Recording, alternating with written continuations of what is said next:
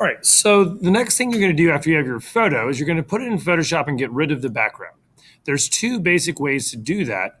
One works for this picture, and one works better for this picture. And so we're going to look at these two photos and why each one works a certain way. So the first way is using the magic wand, which selects all of the same color, and then you can delete it. So because this is all one color, it's very easy to select and then delete. The other way of doing it is to trace around the person, and Photoshop does a pretty good job of trying to figure out where the colors change. But since there's so many different colors, the magic wand wouldn't work as well in this photo. So for instance, if I right click and copy this image, it's a large scale image, and I go into Photoshop and I open up my recent document. And so we're going to, so let's open up a different one.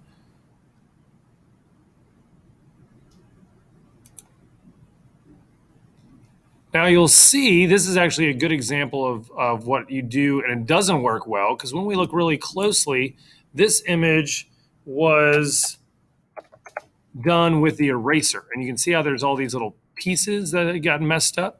So that didn't work quite so well. So the eraser is a last ditch tool, so don't use that.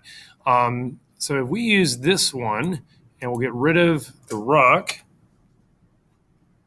and go ahead and paste in, edit, paste in NBA 2K, and we make it bigger.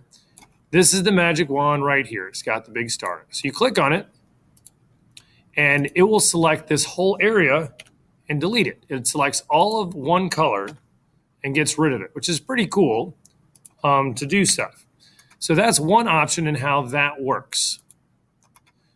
Now, if we go back and we hide this layer and go back to Ariana Grande and look at her, and we do this, we're going to copy the same this image again, go back to Photoshop, and go ahead and edit, paste. So now she's in there.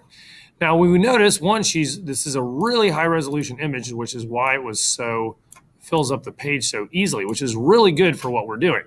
Now, if we were to use the magic wand on this one, you can see how it kind of selects the wrong thing as it's looking for different black colors. Okay, or if we do here, it might work fine, but it leaves out a little bit. So instead, we're going to use the magnetic lasso.